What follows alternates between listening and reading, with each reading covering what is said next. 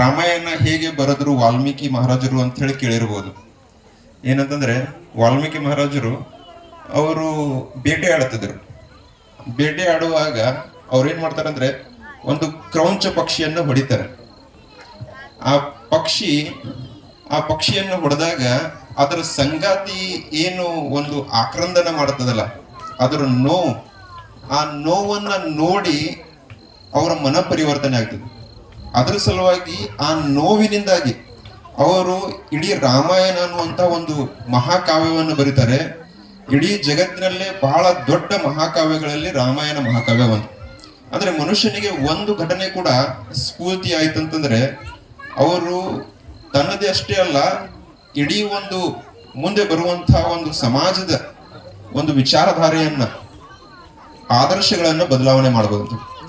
ಅದೇ ರೀತಿಯಾಗಿ ನಿಮ್ಮೆಲ್ಲರ ದೀದಿ ಲೂಸಿ ಕುರಿಯನ್ ಮೇಡಮ್ ಅವರು, ಸಿಸ್ಟರ್ ಅವರು ಈ ಕಾರ್ಯಕ್ಕೆ ಯಾಕೆ ಸ್ಟಾರ್ಟ್ ಮಾಡಿದ್ರು ಅಂತ ಹೇಳಿದ್ರು. ಈಗ ಏನಂತಂದ್ರೆ ಒಂದು ಸಾರಿ ಒಬ್ಬಕಿ ಹೆಣ್ಮಗಳು, ಶಿ ವಾಸ್ 7 months ಪ್ರೆಗ್ನೆಂಟ್, 7 ತಿಂಗಳ ಗರ್ಭಧಾರಣೆ ಆಗಿರುವಂತ ಒಬ್ಬ ಸಹೋದರಿ,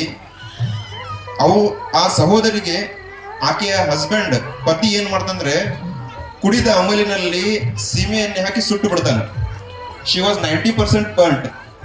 90% ಸುಟ್ಟು ಹೋದಂತ ಹೆಣ್ಮಗಳು ಜೀವನನ ತೆಗೆದು ಬಿಡ್ತಾಳೆ. ಆ ಒಂದು ಘಟನೆಯಿಂದಾಗಿ ಇವರು ಮನಪರಿವರ್ತನೆ ಏನಾಯ್ತಂತಂದ್ರೆ ಯಾರು ಕೂಡ ನಿರ್ಗತಿಕರಿರಬಾರ್ದು, ಸಮಾಜದಲ್ಲಿ ಹೊರಗುಡಿಬಾರ್ದು, ಅವ್ರಿಗೊಂದು ಮನೆ ಸಿಗ್ಬೇಕು, ಅವ್ರಿಗೆ ನಾವು ಆಶ್ರಯ ಕೊಡಬೇಕು ಅನ್ನುವಂತಹ ಉದ್ದೇಶದಿಂದ ಒಂದು ಸ್ಟಾರ್ಟ್ ಮಾಡಿದಿರುವಂತಹ ಸಂಸ್ಥೆ ಇವತ್ತು 65 ಬೇರೆ ಬೇರೆ 65 ಕಡೆ ಇದರ ಒಂದು ಬ್ರಾಂಚಸ್ಗಳಿದೆ.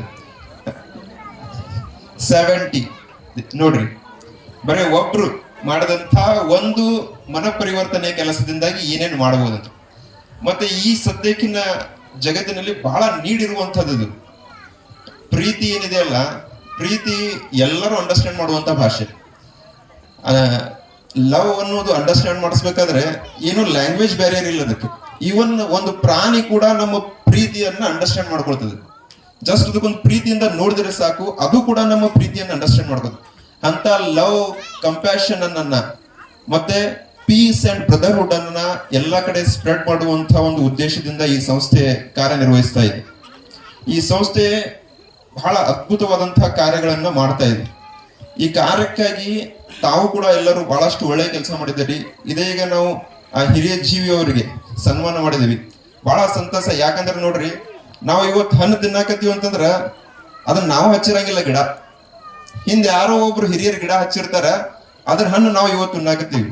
ಅದೇ ರೀತಿಯಾಗಿ ಅವರು ತಮ್ಮ ಒಂದು 1 ಎಕರೆ ಅಥವಾ 4 ಎಕರೆ ಜಮೀನನ್ನು ಕೊಟ್ಟಿದ್ದು ಒಂದು ಫಲದಿಂದಾಗಿ ಇವತ್ತು ಮಾಹೇರ್ ಅನ್ನುವಂತ ಸಂಸ್ಥೆಯಲ್ಲಿ ಬಂದು ಇಲ್ಲೆಲ್ಲ ಫಲ ಕೊಡ್ತಾ ಇದೆ. ಇದರ ಪ್ರಭಾವದಿಂದಾಗಿ ಏನಾಗಿದೆ, ಎಲ್ಲರೂ ನಮ್ಮ ಫೇತ್ ಏನೇ ಆಗಿರ್ಬೋದು, ಒಂದು ಇಂಟರ್ಫೇತ್ ಅಂಡರ್ಸ್ಟ್ಯಾಂಡಿಂಗ್ ಇದೆಯಲ್ಲ, ಬ್ರದರ್ಹುಡ್ ಇದೆಯಲ್ಲ, ಪೀಸ್ ಅಂಡರ್ಸ್ಟ್ಯಾಂಡಿಂಗ್, ಅದು ಬಹಳ ಅವಶ್ಯಕವಾಗಿರುವಂತಹ ಕಾಲ ಇದು. ಇಂಥ ಸಂದರ್ಭದಲ್ಲಿ ಇಂಥ ಒಂದು ಸಂಸ್ಥೆಗೆ ಅವರು ಭೂಮಿ ದಾನ ಮಾಡಿದಕ್ಕಾಗಿ ಅವ್ರಿಗೂ ಒಂದ್ಸರಿ ಚಪ್ಪಾಳೆ ತಟ್ಟಿ ಎಲ್ಲರೂ ಧನ್ಯವಾದಗಳನ್ನ ಅರ್ಪಿಸ್ತೀವಿ. ನಾವು ಕೂಡ ನಮ್ಮ ಕೈಯಿಂದ ಎಷ್ಟು ಸಾಧ್ಯ ಆಗಷ್ಟಲ್ಲ ಪರರಿಗೆ ಎಲ್ಲರಿಗೂ ಹೆಲ್ಪ್ ಮಾಡಕ್ ಪ್ರಯತ್ನ ಮಾಡ್ಬೇಕು. ಬಹಳ ಸರ್ವಜ್ಞನ ಒಂದು ಬಹಳ ಫೇಮಸ್ ವಚನ ಏನ್ ಹೇಳ್ತದಂದ್ರೆ, ಕೊಟ್ಟಿದ್ದು ತನಗೆ ಬಚ್ಚಿಟ್ಟಿದ್ದು ಪರರಿಗೆ. ನೋಡ್ರಿ, ಕೊಟ್ಟಿದ್ದು ತನಗೆ ಬಚ್ಚಿಟ್ಟಿದ್ದು ಪರಗೆ, ಕೊಟ್ಟಿದ್ದು ಕೆಟ್ಟಿತನ ಬೇಡ, ಮುಂದೆ ಕಟ್ಟಿಟ್ಟಿಹುದು ಬುತ್ತಿ ಸರ್ವಜ್ಞ ಅಂತೇಳಿ. ಯಾಕಂದ್ರ ಇದು ನಮ್ಮ ಮನಿ ಅಂತ ನಾವು ತಿಳ್ಕೊತೀವಿ, ಆದ್ರೆ ಇದು ನಮ್ಮ ಮನೆಯಲ್ಲ, ಇದು ನಮ್ಮ ಮನೆಯಲ್ಲ, ಇದು ಸುಮ್ಮನೆ ಅಂತ, ಅಲ್ಲಿ ಇರುವುದು ನಮ್ಮ ಮನೆ.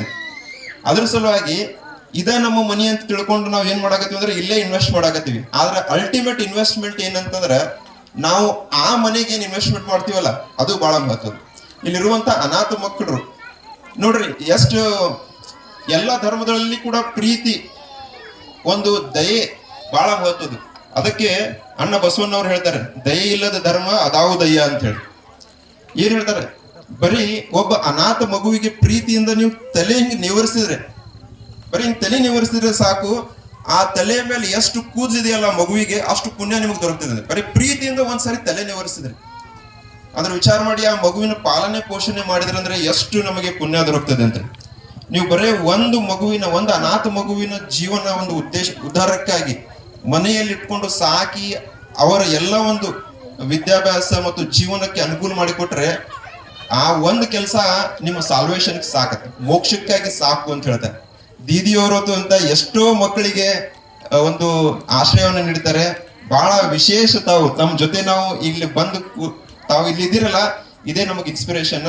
ತಮ್ಮಿಂದ ನಾವು ಬಹಳಷ್ಟು ಕಲಿಬೇಕು. ನಾನು ಮಾತಾಡೋದಲ್ಲ, ತಮ್ಮಿಂದ ತಮ್ಮ ಮಾತುಗಳನ್ನು ಕೇಳಿ ನಾವು ಕಲಿಬೇಕಾಗಿದೆ, ತಮ್ಮ ಆದರ್ಶಗಳನ್ನು ನೋಡಿ ನಾವು ಕಲಿಬೇಕಾಗಿದೆ ಅನ್ನುವಂಥ ಮಾತನ್ನ ಹೇಳಿ ಈ ಒಂದು ಕೆಲಸ ಎಲ್ಲರಿಗೂ ಸ್ಫೂರ್ತಿದಾಯಕ ಆಗಲಿ.